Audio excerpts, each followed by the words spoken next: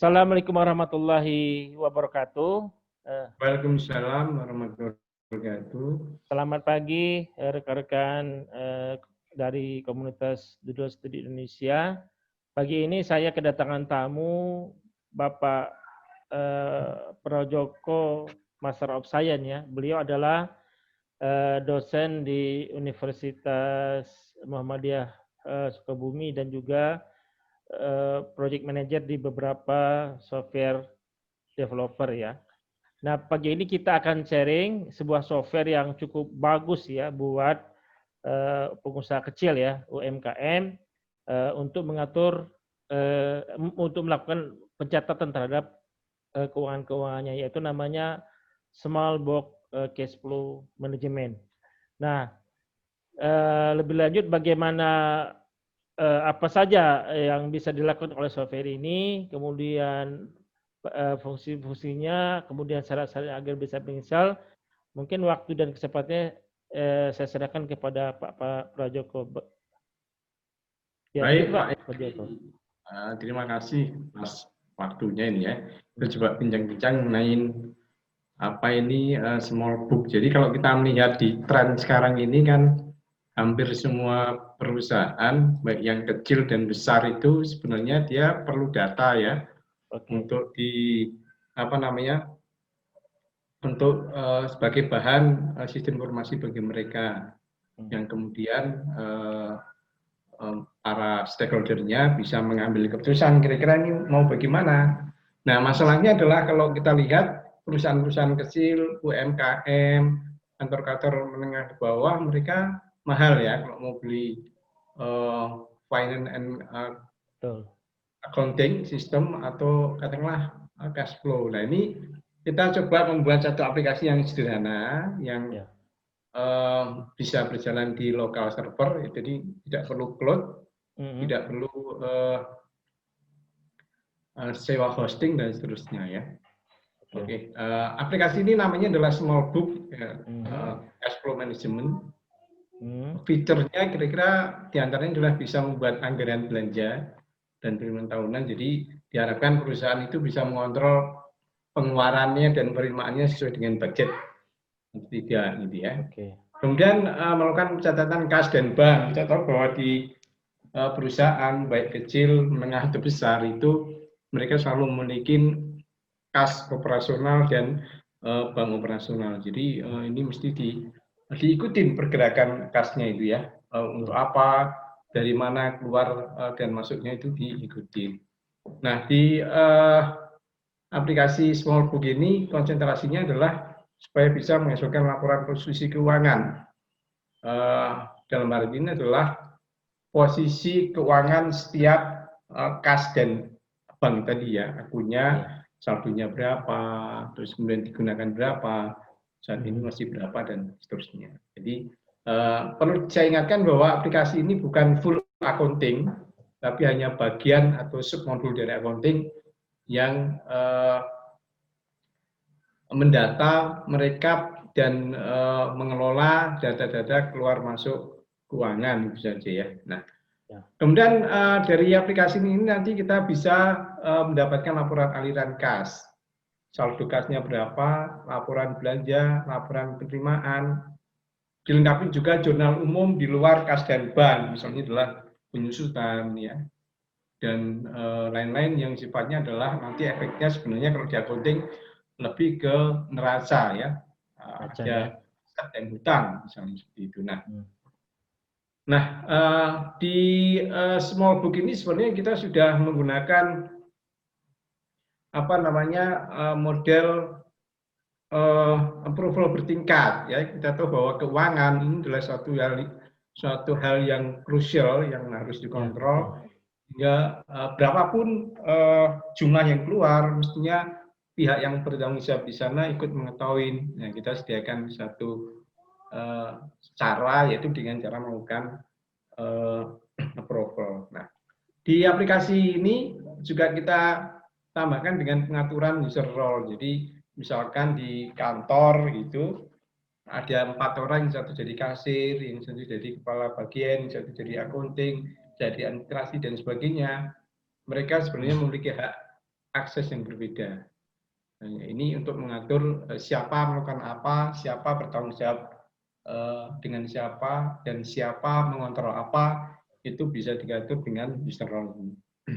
Oke, saya lanjutkan bahwa yang berikutnya, aplikasi ini sebenarnya cukup sederhana, sehingga dia bisa di PC maupun jaringan. Ya. Artinya begini bahwa Smallbook ini bisa digunakan untuk kantor yang tidak punya cabang maupun kantor yang cabang. Bahkan untuk kantor cabang seluruh Indonesia, kalau digendakin dengan model database terkoneksi, itu sangat mungkin digunakan. Bahkan saat ini sudah user yang sudah menggunakan. Ya. Nah, benefitnya apa sih? Nah, tentu kita bisa mengeluarkan aliran kas dengan bank dengan baik, setidaknya dari Smartmatic sendiri. Ya. Nah, aplikasi ini juga sebenarnya tadi kita lihat bahwa terintegrasi dengan anggaran. Jadi kalau mau kita bisa setting bahwa misalkan anggaran sudah 80% gitu ya, itu bisa di stop atau bisa dikasih pesan gitu, atau bisa ditegur atau harus berhati-hati dan sebagainya. Nah, kemudian mengetahui posisi keuangan. Kadang-kadang perusahaan itu tidak cepat mengetahui posisi keuangan di banknya berapa, di kasnya berapa. Nah, ini mengakibatkan stakeholder, dalam hal ini adalah manajer keuangan, itu butuh waktu untuk menentukan tindakannya harus bagaimana. Nah, dengan aplikasi ini diharapkan bahwa perusahaan bisa cepat mengetahui posisi saldo mereka baik di bank maupun di kas-kas di kantor yang ada, misalnya di kantor cabang atau di regional dan seterusnya. Dan yang penting bahwa biaya investasi untuk aplikasi ini cukup murah ya Pak Ikri ya, karena memang kita support untuk UMKM, untuk perusahaan-perusahaan menengah ke bawah. Jadi saya harap ini tidak membebani seperti itu ya. Nah, kemudian datanya nanti juga bisa diekspor ke Excel dan seterusnya untuk dilakukan analisis lanjutan. Misalnya kalau mereka mau coba-coba melakukan analisis big data dan seterusnya, maka sebenarnya dengan data-data itu nanti bisa dilakukan proses berkelanjutan. Gitu. Karena kan kita tahu bahwa data ini merupakan aset utama bagi sebuah industri, baik jasa maupun manufaktur, gitu ya.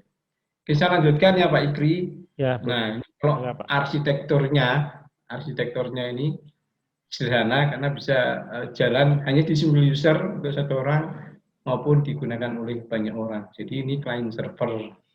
Dengan demikian, kalaupun tidak harus ada internet, tidak ada server yang harus besar, gitu ya.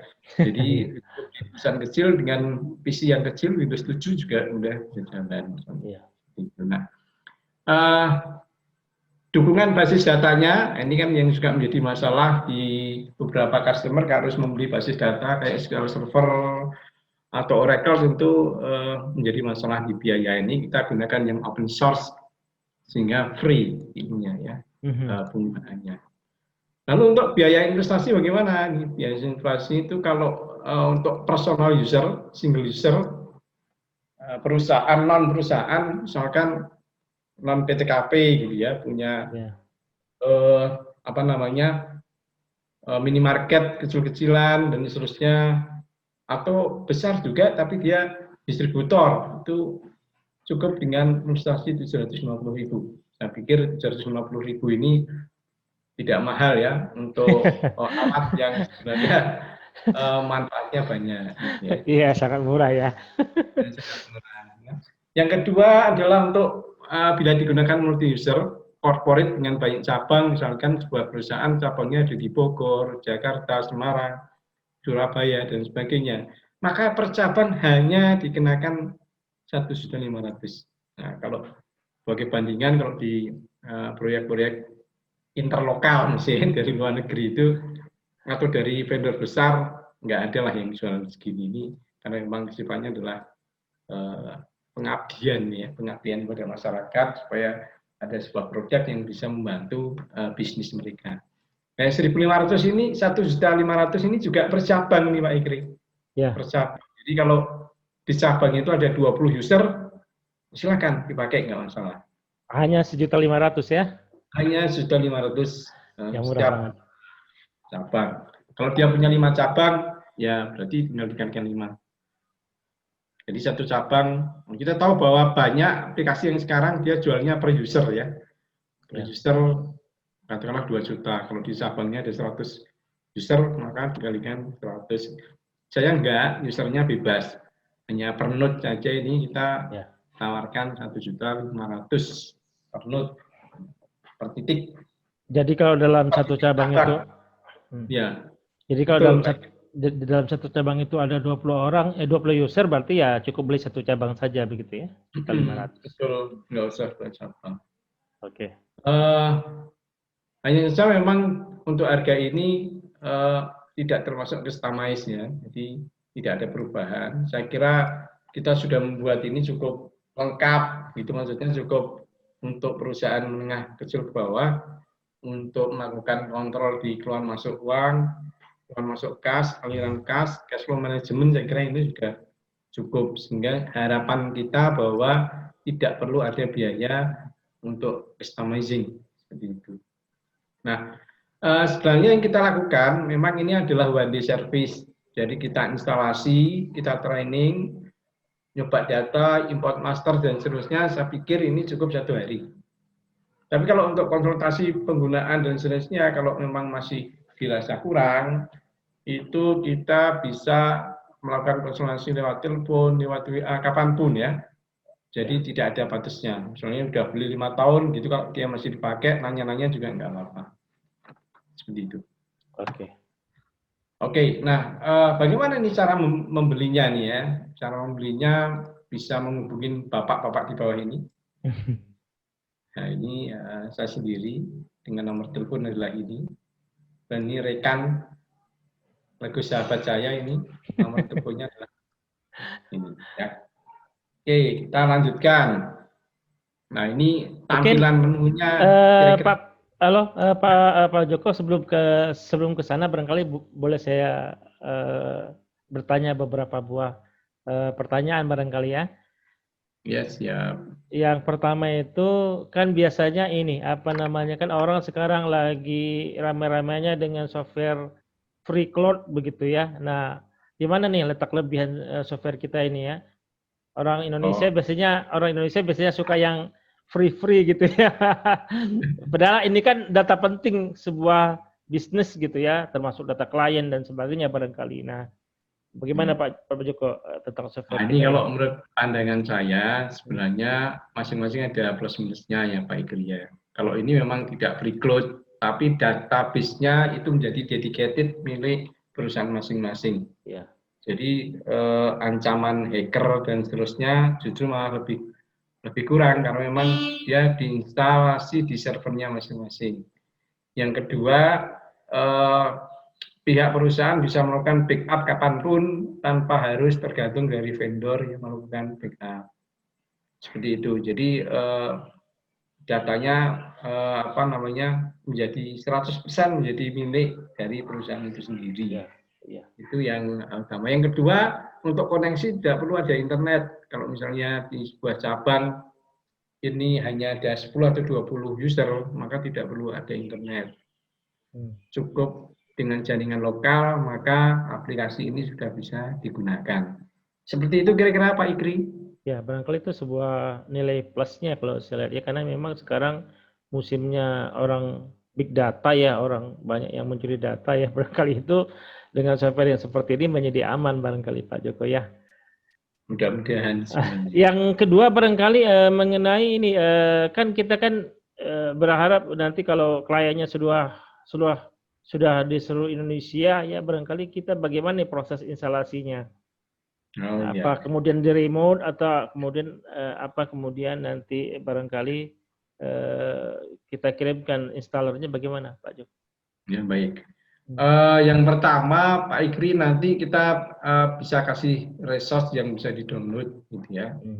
Download atau malah sederhananya dikirim pakai WA pun bisa gitu. Nah, nanti kemudian kita kasih tutorial cara menginstalasinya bagaimana.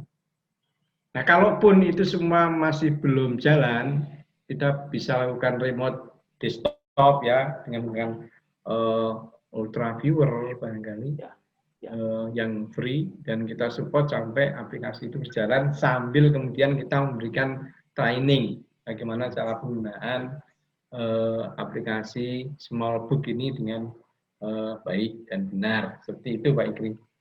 Nah, untuk misalnya kalau untuk perusahaan yang menghendaki custom pengen begini, pengen begitu, maka update-nya bisa live lewat internet. Jadi walaupun ini desktop, maka kita tidak perlu datang ke usernya untuk mengupdate bila ada permintaan baru, tapi cukup di update melalui internet. Jadi ada tombol update sistem seperti itu misalnya. Wah, keren ya kalau gitu. Ya kalau gitu faktor kendala jarak ya itu sudah tidak menjadi kendala lagi barangkali ya. Kemudian juga apa namanya, yang pertama data aman, jarak tidak menjadi masalah. Kemudian ada apa namanya support dari perusahaan yang membuat software ini ya, Smallbook ini ya Pak Joko ya. Oke, barangkali itu pertanyaan saya cukup, barangkali silakan dilanjut Pak Joko. Baik Pak Ikri, ini saya lanjutkan dengan penampakan aplikasinya, sistem loginnya seperti ini. Login ini satu kantor nanti bisa dibikinin banyak login, tidak terbatas juga, bisa user 10, 20, 50, bahkan ada satu perusahaan yang sudah menggunakan usernya itu sampai ratusan gitu. Jadi alhamdulillah masih berjalan dengan baik. Menunya seperti ini. Ada master data, ya, anggaran, penerimaan kas, pengeluaran kas, ada jurnal umum, ada laporan keuangan dan utilitas. Ini contoh saja, misalnya untuk anggaran, ini kita bisa setting tahun anggarannya berapa, kemudian masing-masing akun ini nanti bisa di-entry jumlah anggaran. Anggaran ini bisa anggaran penerimaan maupun anggaran pengeluaran, seperti itu. Jadi total akun baik itu pengeluaran maupun Pak Joko, punten bisa di ini aja nggak, di apa preview aja nggak supaya para pemirsa bisa melihat dengan jelas ya. Di preview aja bisa. Bagus. Ini kelihatan di sana Pak Ikri? Agak kecil ya, kelihatannya kecil ya. Kecil ya? Kita preview supaya kelihatan semuanya. Ini kelihatan Pak Ikri? Di ini aja, di apa preview aja barangkali ya, agak kecil barangkali. Ini sudah saya preview. Belum, yang bagian bawah Pak Joko. Oh sudah ya, sudah ya. Belum itu sudah. Yang kiri kanan bawah tuh yang ada gambar apa? Ini kan? Sudah ya. Itu oke. Oke itu. Kelihatan ya? Oke, kelihatan. Oke, mohon maaf Pak Ikri, dilanjutkan. Jadi tampilannya seperti ini setelah login. Maka akan ada beberapa master data ya, anggaran. Datanya bisa daftar cabang misalnya. Daftar cabang contohnya ini adalah misalkan ini ada cabang Jakarta 1 dan Bogor Raya. Nah, masing-masing cabang ini untuk distributor dia juga bisa memiliki banyak ranting. Misalnya di Jakarta 1 ini rantingnya ada di mana saja, ada di ranting Semangka Putih, ya, ranting Pasar Senen. Jadi ini memang sebenarnya sangat cocok untuk distributor juga, walaupun bukan distributor pun tetap bisa menggunakan dengan baik. Nah, kemudian di daftar pegawai ini adalah contoh saja, misalkan di perusahaan itu memiliki 3 pegawai.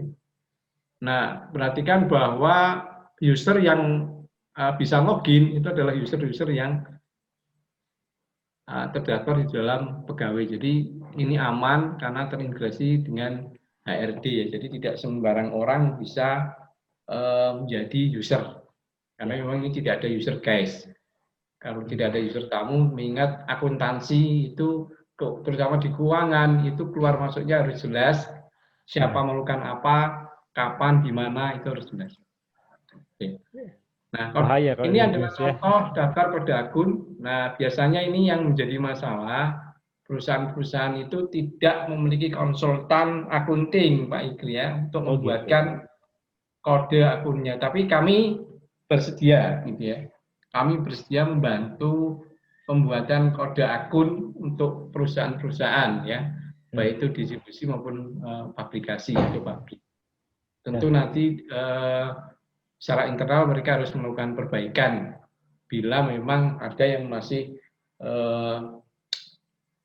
dianggap kurang tepat misalnya. Ya ini kalau menurut saya ini bagian yang paling penting justru Pak Joko ya. Oh iya, ini siklus hidupnya dimulai dari sini nih kalau di keuangan dan accounting. Jadi kira-kira bisa sampai berapa segmen ini ke Pak Joko ininya apa namanya COA-nya ini akunnya ini master akunnya? Sebenarnya ini kita buat sampai 6 segmen sebenarnya segmennya, ya. Luar biasa ya. 6 segmen, tapi ini baru disediakan 2 atau 3 segmen. Iya. Levelnya ini bisa sampai 6 ini. Ya. Tapi sebenarnya jarang sih Pak Ikri perusahaan yang sampai 6 segmen itu. Iya betul. Untuk 3 segmen itu sebenarnya sudah kompleks gitu. Ya. Kalau buat UKM barangkali 3 segmen sudah mantep banget ya perusahaannya berarti ya. Itu sudah cukup banyak. Oke. Karena semakin banyak segmen juga artinya controllingnya semakin ini juga Pak Ikri ya, semakin detail gitu ya, semakin butuh waktu juga. Betul. Nah, ini adalah daftar akun dan kas operasional ya. Biasanya misalkan di perusahaan itu ada BNI Fatmawati operasionalnya atau BNI Deposito, kas besar kantor pusat. Biasanya kas besar itu juga bisa banyak ya. Kas itu banyak, bisa kas besar, bisa kas kecil, tergantung dari kebijakan dari perusahaan masing-masing. Nah, untuk bank ini juga biasanya dipisahkan antara bank tabungan dengan bank operasional, ini Pak Ikri. Jadi yang untuk keluar masuk setiap hari itu banknya menggunakan katakanlah BNI Fatmawati misalnya. Dan untuk deposito, tabungan dan seterusnya di perusahaan itu menggunakan BNI Deposito. Ini contohnya misalnya. Oke, saya lanjutkan. Nah, sebenarnya ini master data cabang, ranting dan seterusnya ini wajib sudah harus ada sebelum proses transaksi selanjutnya kita lakukan. Pak Ikri ya. Jadi mestinya ini nanti perusahaan-perusahaan melengkapi dulu cabang, ranting dan seterusnya. Tapi kita juga siap membantu, memberikan support bagaimana cara melakukan pendataan. Bagaimana cara ininya settingnya ya? Karena gini Pak Joko kalau saya lihat perusahaan-perusahaan itu kan mereka banyak yang nggak punya orang accounting ya. Jadi mereka betul-betul nggak punya. Jadi biasanya meraba-raba begitu. Nah ini barangkali bagaimana nih buat cara setupnya ini yang terutama di daftar transaksi ya. Sebenarnya kita bisa memberikan sekedar konsultasi. Ya. Bagaimana cara menyusun akun agar sesuai dengan transaksional yang ada. Ya. Sebenarnya kan akun itu hanya ada 5 tipe ya Pak Ikri ya. Yang pertama adalah income, itu untuk mendata pemasukan. Yang kedua adalah expense atau biaya, itu untuk mendata item-item entitas yang akan keluar dari perusahaan. Yang berikutnya adalah aktiva, itu untuk mendata seperti aset, piutang, dan seterusnya. Kemudian ada pasiva, itu untuk mendata seperti hutang, kewajiban, pajak-pajak, termasuk lain-lain yang akan digunakan sebagai transaksi di perusahaan itu. Yang berikutnya adalah modal. Modal itu adalah satu bagian yang akan diatur di dalam bagaimana mengodekan kode akuntansi itu. Nah, kalau perusahaan itu memiliki staf akunting, itu biasanya nggak jadi masalah, Pak Ikri, karena mereka pasti. Bagaimana kalau mereka tidak punya staf akunting, itu akan kesulitan. Tapi insya Allah ini kita akan membantu bagaimana cara menyusun kode-kode dari akuntansi itu supaya mendekati sesuatu yang tepat dengan perusahaan itu. Ya, alhamdulillah mantap kalau gitu ya. Insya Allah. Enggak Pak Joko. Dilanjutkan. Ya, lanjutkan ya. Nah, yang berikutnya di aplikasi ini itu sebenarnya itu tidak wajib. Nah, tapi sifatnya adalah himbauan. Alangkah baiknya sebelum transaksional itu perusahaan menentukan anggaran. Jadi kira-kira anggaran penerimaan, penjualan dan seterusnya itu berapa, gitu ya. Contoh misalnya kita mau membuat hari ini misalnya tahun 2020, ini otomatis ya cabang Jakarta, cabang ranting Semarang ini otomatis disetting pada usernya masing-masing. Jadi ketika dia login, maka otomatis dia akan menempati cabang dan rantingnya masing-masing. Nah, seperti itu misalnya untuk apa ini ya, penjualan gitu kan. Penjualan. Nah, keterangannya adalah target penjualan atau seperti itu, bulan Oktober misalnya. 2020. Ini atau tahun ya, target penjualan total tahun 2020. Ini karena ini yang sifatnya tahunan, nah dia katakanlah 3 miliar.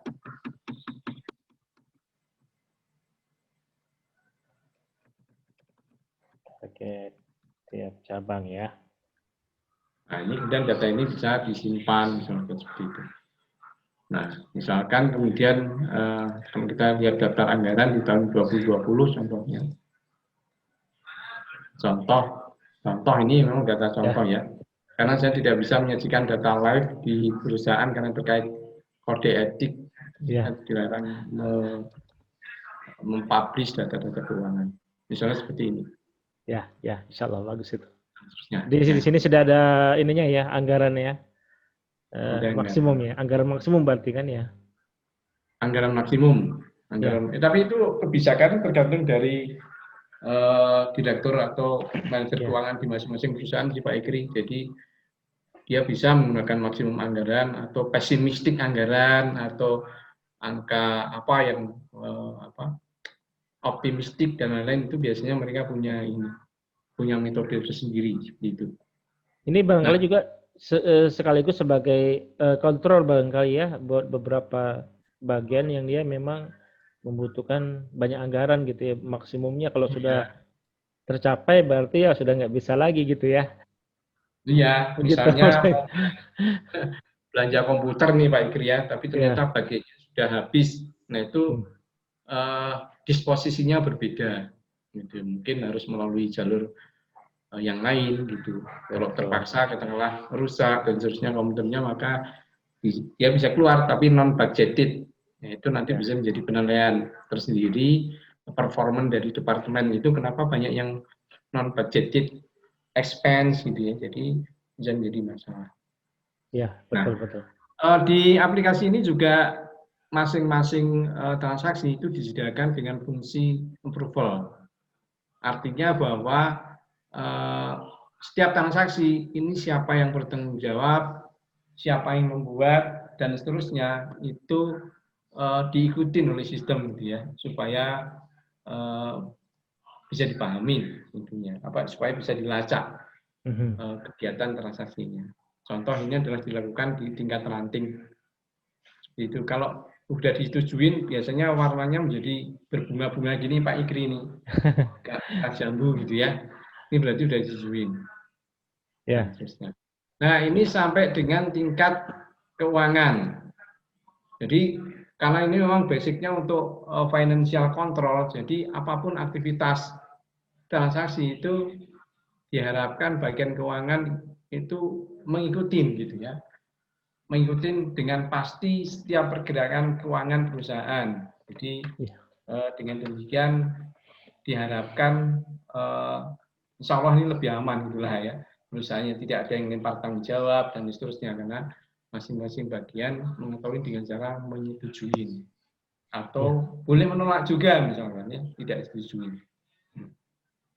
Justru kuncinya di situ ya, kalau saat-saat sekarang ya, di mana anggaran menjadi penting. Anggaran itu menjadi penting karena kontrolnya dari sini Pak Ikri ya, supaya tidak membantu mengerem lah ya, membantu mengerem pengeluaran perusahaan supaya lebih terkontrol. Yang berikutnya di penerimaan kas itu user interface-nya seperti ini. Ini di atas ini adalah apa namanya, tombol-tombol ya, buat data ya, manipulasi data istilahnya ya. Iya, tombol-tombol aksesnya untuk mengakses form ini ya. Nah, kalau ini tidak di add new, maka ini nggak bisa diklik-klik. Kita harus di add new dulu. Nah, jenis transaksinya, karena ini masuk, maka yang keluar ini yang muncul bisa kas masuk atau bank masuk. Bedanya kalau kas itu duitnya ada di perusahaan, kalau bank duitnya tersimpan di rekening bank, misalkan seperti itu. Ya. Nah, ini penerimaan masuk ini akan dikaitkan dengan anggaran tahun berapa misalnya.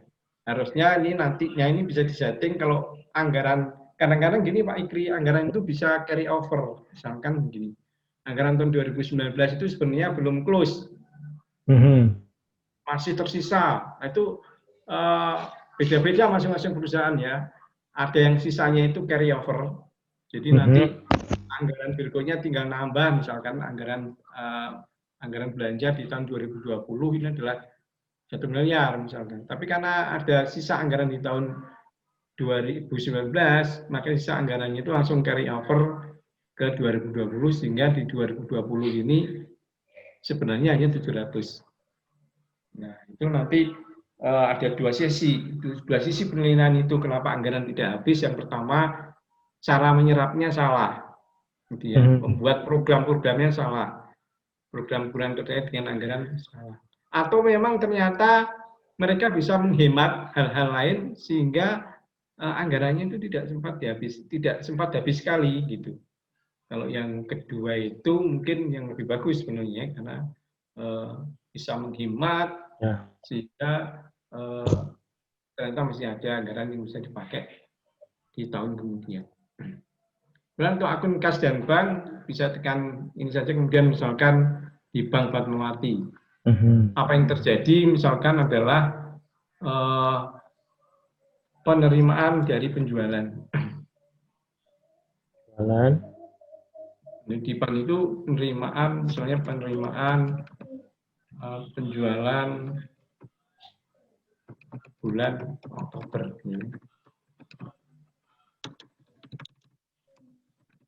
Misalkan jumlah penerimanya adalah, let's say katakanlah 300 juta. Dia diterima dengan cara apa? Biasanya kalau ini pasti transfer ya. Transfer. Ini kalau tidak mau ditransfer ke sini, misalnya dikasih pilihan untuk rekening lain, tapi biasanya tidak. Nah, sektor ini begini Pak Ikri, sektor.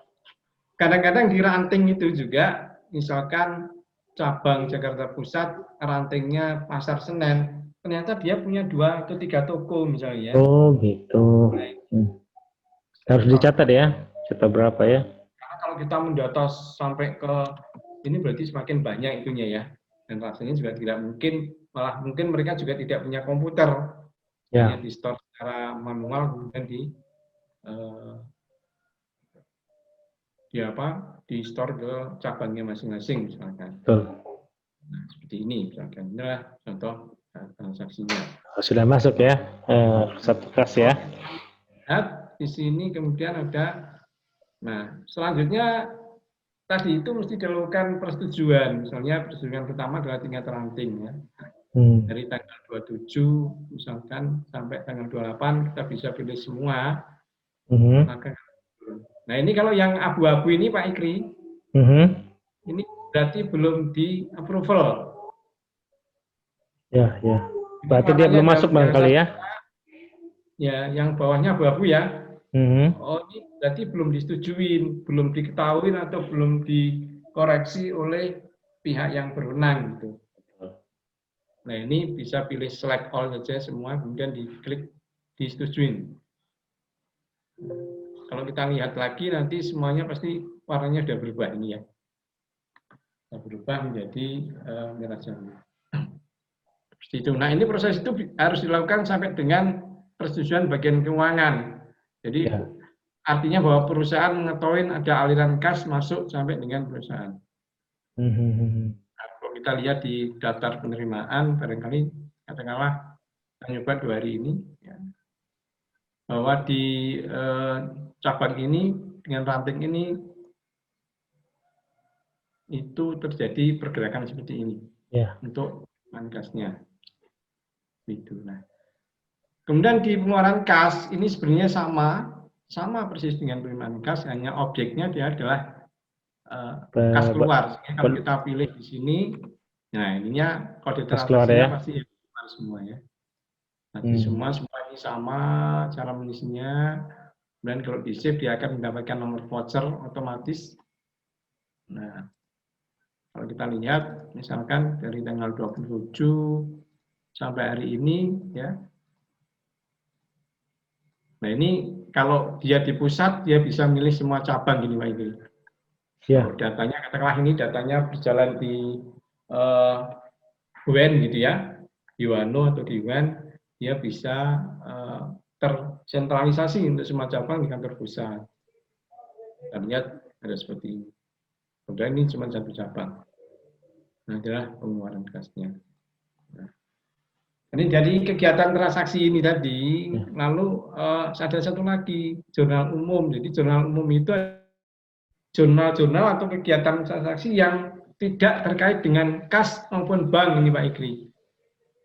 Contoh adalah piutang, karena ini tidak terintegrasi kan dengan bagian penjualan.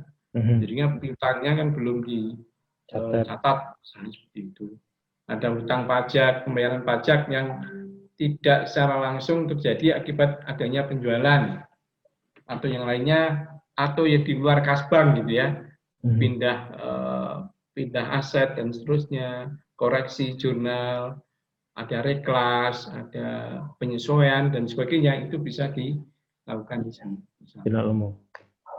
Jurnal umum. Oke, kita lanjutkan.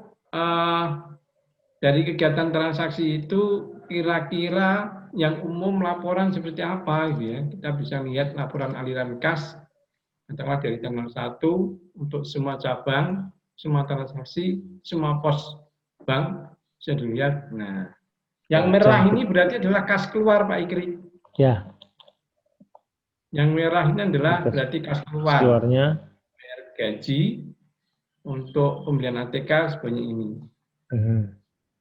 Nah, sedang pemasukannya adalah ada penerimaan hasil penjualan, penerimaan modal usaha, dan lain-lain. Nah, uniknya aplikasi ini untuk laporan memang tidak sengaja disediakan secara cetak, karena banyak kan mereka punya model yang berbeda-beda, sehingga ini bisa diblok saja seperti ini. Diblok, kemudian kita kontrol copy, kemudian kita masuk ke Excel. Tapi kalau misalnya menghendakin, bisa kita sediakan, tapi biasanya di perusahaan menengah ke bawah mereka ingin lebih luas gitu mengelola keuangannya.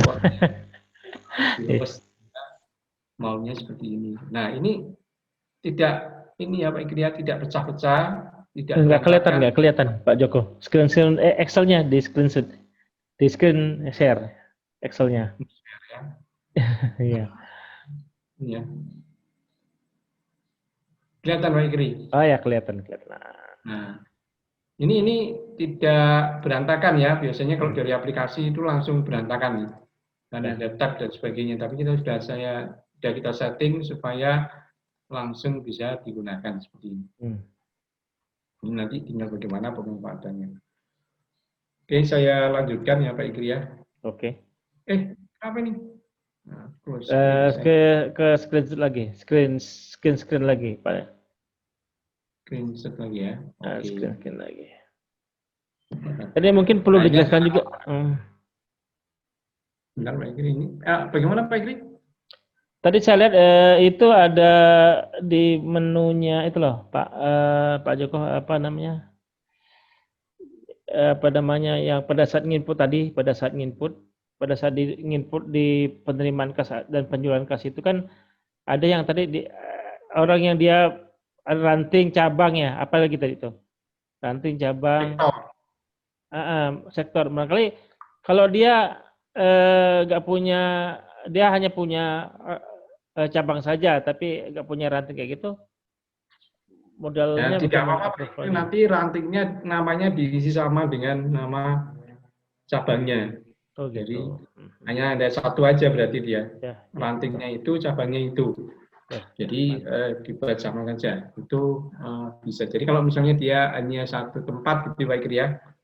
Misalnya di Bogor atau di Jalan Pajajaran gitu, maka nama rantingnya juga sama. Hanya ada satu itu aja. Sementara di sistem ini seperti itu Pak Ikri. Sip. Oke, saya lanjutkan bahwa untuk laporan yang berikutnya adalah adanya laporan posisi keuangan. Jadi laporan posisi keuangan ini sebenarnya mirip laba rugi kalau di accounting. Tapi karena ini bukan aplikasi accounting, maka istilahnya namanya adalah laporan posisi keuangan. Ya. Tapi ngelihat misalnya per tanggal 10 per bulan 10 2020 ini biasanya bulanan memang ya. Bulanan. Nah, kira-kira terjadi penerimaan dari penjualan di cabang Jakarta itu 1.400.000.000. Ya. Kemudian pengeluaran tadi untuk bayar gaji segini, sehingga total pendapatannya adalah 1.400.000 dengan total pengeluaran adalah 410 juta. Sehingga posisi akhirnya saat ini adalah 990 juta rupiah. Nah, ini hanya dengan beberapa detik perusahaan bisa tahu bahwa duitnya sebenarnya ada segini. Harusnya begitu ya. Berarti untung ya. Iya, ini mudahnya adalah ini berarti ya laporan rugi laba lah sebenarnya intinya ya. Sebenarnya, tapi biasanya kalau rugi laba itu yang mengeluarkan adalah laporan accounting Pak Ikri. Ya, betul. Kalau di laporan, kalau di cash flow ini orang sering nyebutnya adalah posisi keuangan. Dan ini juga kenapa kok disebut posisi keuangan? Karena aplikasi ini sebenarnya bisa digunakan untuk lembaga juga Pak Ikri. Misalnya pesantren, sekolahan yang non profit itu kan dia tidak menyebut sebagai laba rugi ya. Ya, betul. Kecuali kalau kuliahnya atau perusahaannya adalah corporate university misalnya, yang memang dia adalah profit oriented. Tapi ini bisa digunakan untuk pesantren, untuk masjid dan seterusnya ya. Barangkali kalau ada pesantren yang menggunakan, kita bisa berikan ini Pak. Alhamdulillah, berarti luar biasa ini. Pesantren atau masjid juga bisa sebenarnya. Masjid ya. Nah, kalau kita ingin melihat sebenarnya kantong saya ini, kalau kita bayangin sebagai pribadi, kita punya kantong 4 begitu, ingin tahu duit kita masing-masing ada di mana ini ya. Nah, ini bisa menggunakan laporan ini saldo kas. Oh iya, posisinya di mana posisinya gitu ya? Di kas besar kita masih ada segini, di bank nggak ada. Nah, ini contoh saja. Nah, sehingga kalau kita kaitkan dengan budgetnya cuma segini ya tadi bikinnya. Tapi realisasi anggarannya adalah segini. Maka seolah budgetnya adalah minus. Kejadian ini sebenarnya tidak akan terjadi ya. Tapi karena tadi untuk demo aplikasi supaya tercatat tidak ditahan-tahan, maka saya bebaskan dulu Pak Ikri ya. Ya. Harusnya nggak terjadi karena ditolak dulu, karena waktu ngeluarin uang ditolak bahwa dia adalah kurang dari budget. Iya. Tapi ini cara seperti ini juga banyak perusahaan yang ingin, karena nanti budgetnya bisa dikoreksi di tengah tahun gitu ya. Di setiap bulan budgetnya dikoreksi. Ada juga seperti itu. Jadi pengennya ya udah nggak apa-apa seperti ini gitu. Dan beberapa hal itu terjadi, sungguh-sungguh terjadi juga. Kayak inilah Pak Ikri, kalau kita punya aplikasi di stok gitu ya. Di stok kan ada juga yang stok minus tapi masih boleh keluar. Alasannya karena barangnya masih in transit, belum sempat dimasukin oleh ininya, tapi orang udah butuh yang di gudang, buru-buru pengen punya duit, maka dia diminuskan. Nah, untungnya ini bukan aplikasi inventory. Kalau di aplikasi inventory seperti itu langsung harga pokoknya akan turun ya. Harga pokoknya akan turun ya. Akan mengganggu harga pokok karena tidak beli kok tahu-tahu ada barang. Tapi ini karena bukan aplikasi inventory seperti ini.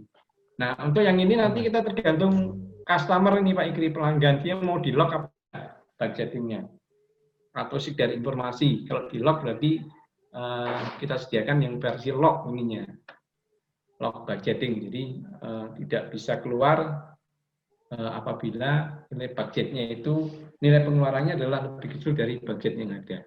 Ya. Misalnya seperti itu.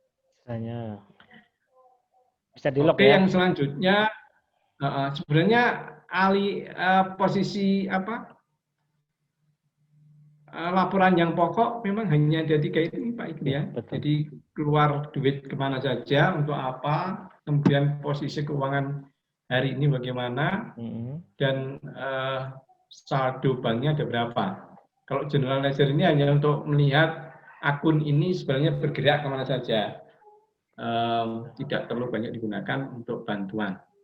Nah, lalu bagaimana kalau misalnya customer atau pelanggan pengen ada laporan di luar ini? Nah, ya nanti Japri lah Pak Ikri. Japri tentu tergantung dari kompleksitas itunya ya. Ya, betul. Kompleksitas customizing yang dikehendaki seperti apa. Tapi saya yakin kalau beberapa pengalaman instalasi di perusahaan kecil ke bawah, menengah ke bawah itu ya cukup ini aja. Karena nanti ya bisa diolah lagi dengan Excel dan seterusnya, sehingga kebutuhan informasinya itu memang benar-benar mendekati apa yang betul-betul dia perlukan. Kecuali di perusahaan besar yang SOP-nya itu memang sudah terkunci di semua pos gitu Pak Ikri ya. Jadi agak berbeda memang treatment akuntansinya barangkali seperti itu. Nah, utilitas ini Pak Ikri kita bisa merubah password ya, setiap user bisa merubah password, username-nya siapa dan password baru dan nama ini biasa. Nah, sebenarnya harapan dari kami bahwa password itu setiap bulan diganti atau kalau bisa lah setiap 2 minggu diganti. Sebenarnya ini juga bisa di-lock juga kalau passwordnya tidak pernah diganti. Nah, ini kenapa kok seperti ini? Jadi begini Pak Ikri. Saking baiknya orang Indonesia, saking baiknya kita ini, kadang-kadang password itu dibagi-bagi. Misalnya seorang dia masuk gitu ya, bisa telepon ke rumah.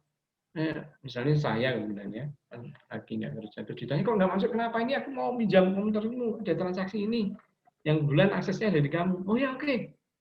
Dipinjemin kan ya, masuk aja dengan password saya seperti ini. Nah, kalau dari kaidah keamanan komputer kan itu menjadi salah sebenarnya, tapi di operasional hari itu memungkinkan. Nah, ini diharapkan besoknya itu harus sudah diganti supaya tidak diingat-ingat oleh user yang meminjam lagi. Iya, justru berbahaya. Walaupun kejadian lain juga tidak baik. Karena setiap proses di perusahaan itu kalau ada yang tidak masuk, mestinya ada pengganti yang memang dia punya akses yang sama. Nah, tapi untuk perusahaan menengah bawah itu menjadi sulit karena memang jumlah manpower-nya, jumlah karyawannya tidak sebanyak yang kita bayangkan. Bahkan kadang-kadang satu pekerjaan pun dirangkap untuk beberapa fungsi seperti itu ya. Nah, kemudian di aplikasi ini juga dipenuhi dengan yang namanya pengaturan role management atau akses. Contohnya ini di admin. Ya, ternyata dia semua menu dia butuh. Kalau enggak maka dia bisa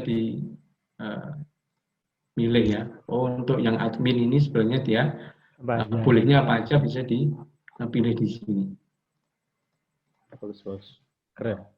Dan demikian maka sebenarnya pimpinan perusahaan bisa membagi wewenang masing-masing pada tiap user ada, sehingga harapannya tidak terjadi tumpang tindih tanggung jawab. Sehingga setiap output dari sistem itu berada pada personal yang benar gitu ya. Tidak saling tanggung jawab. Ini kamu dulu yang bikin, saya nggak merasa ini.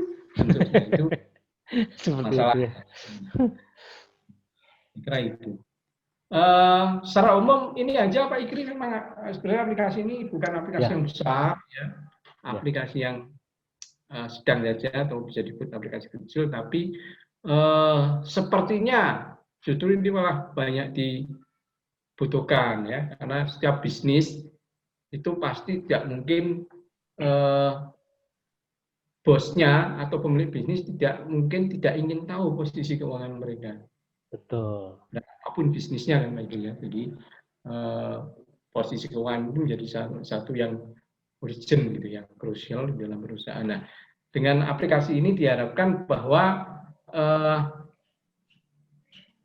kesulitan-kesulitan seperti tidak adanya laporan keuangan, posisi keuangan yang tidak bisa diikuti itu bisa bisa didapatkan dengan mudah seperti itu. Oke Pak Igri, untuk hari ini barangkali sharing-sharingnya ini dulu. Ya. Oke. Apa yang harus didiskusikan? Oke, Pak Joko, ini luar biasa nih saya lihat software ini memang kalau sekarang sangat dibutuhkan ya oleh pihak UMKM terutama ya, karena memang kemudian keuangan itu tercatat dengan rinci dan terotorisasi tentunya, cabang dasar, kemudian laporan keuangannya bisa diambil kapanpun gitu ya, Pak Joko ya. Mungkin pertanyaan lagi, satu lagi bisa Pak Joko ya? Baik Pak Igri. Gimana misalnya dia punya banyak cabang nih, satu Jakarta, satu di Surabaya, satu di mana gitu. Itu apa harus terhubung dengan internet atau cukup dengan kabel telepon saja gitu? Bagaimana Pak Joko yang punya? Oh iya Pak Igri, jadi ini ada dua konsep. Apakah dia mau membangun server database sendiri, atau dia bisa modelnya adalah di hosting Pak Igri. Jadi dengan menggunakan katakanlah bisa di hosting, database-nya saja yang di hosting, karena kan kalau integrasi itu kan berarti ngomongin data Pak Igri ya. Betul. Jadi murah kok sekarang, banyak hosting yang kalau di MySQL itu kan hosting itu 15 GB itu setahunnya sekitar 1,2 juta ya, sampai 2 juta nggak lebih dulu dari 2 juta. Artinya kalau perusahaan itu expand 2 juta per tahun untuk naruh datanya, saya kira itu sangat murah Pak Igri ya. Sangat murah. Bahkan kalau dia harus bayar listrik, bayar pegawai cleaning service pun mungkin barangkali lebih dari itu malah barangkali ya. Nah, atau yang kedua mereka membangun server sendiri ya, kayak data center di kantornya. Tapi saya kira itu untuk perusahaan menengah ke bawah, untuk middle bottom company, saya kira risiko investasinya terlalu besar ya. Jadi mungkin bisa di colocation di data center atau di hosting. Cukup itu ya.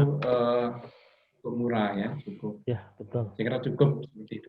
Ya. Dan koneksinya tidak perlu harus bikin kabel jaringan dan sebagainya ya, hanya dengan internet atau dengan handphone tethering pun bisa ya. Dengan handphone tethering, asal komputer kita connect dengan internet, maka aplikasi sudah bisa dijalankan. Seperti itu kira-kira Pak Igri yang bisa saya sampaikan. Siap. Ya ini alhamdulillah dengan Smallbox ini menjadi terjawab ya. Kemarin ada mungkin banyak sekali ya rekan-rekan saya dari UMKM yang menanyakan software yang praktis begitu, kemudian juga yang aman ya terutama begitu, dan terjangkau oleh kantong mereka. Ini saya kira Smallbox Cash Flow Management ini menjadi sebuah pilihan yang bagus ya Pak Joko. Saya kira begitu. Ya, terima kasih sebelumnya Pak Joko ini atas waktu dan kesempatannya barangkali begitu. Kita tutup dulu ya. Assalamualaikum warahmatullahi wabarakatuh. Waalaikumsalam. Terima kasih Pak Igri. Sama-sama.